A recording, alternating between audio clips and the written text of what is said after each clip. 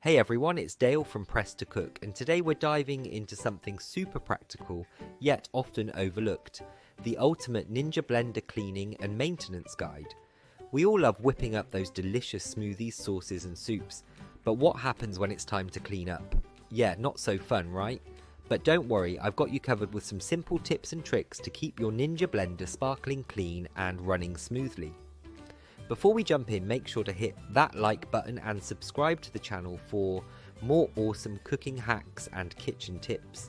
Alright, let's get started. First things first, let's talk about the basics. Disassembling your Ninja blender. It's crucial to take your blender apart for a thorough clean. Start by removing the pitcher or cup from the base, then carefully take out the blade assembly. Remember, those blades are sharp, so handle them with care. Now grab some warm soapy water and a sponge.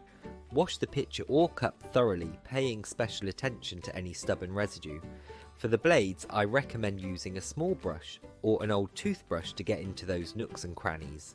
You don't want any food particles lingering around. Once everything is scrubbed down, rinse it all off with clean water and let it air dry. Easy peasy. Next up, let's talk about those pesky rubber gaskets. You know, the ones that form a seal between the blade assembly and the pitcher? Over time they can accumulate gunk and odours. Yuck. Remove the gaskets and soak them in a mixture of warm water and white vinegar for about 15 minutes. This will help break down any build-up and eliminate odours. After soaking, give them a good rinse and dry them off before reassembling your blender. Now how about some tips for keeping your blender base spick and span? You don't want to forget about that part. Unplug the base and wipe it down with a damp cloth. If you've got any stubborn spots, a little bit of baking soda on the cloth can work wonders. Just be careful not to get any moisture into the motor area. Alright, let's move on to some maintenance tips to keep your Ninja blender in top shape. First, always make sure your blender is properly assembled before you use it. A loose blade assembly can cause leaks and messes, and nobody wants that. Also, avoid overfilling your blender.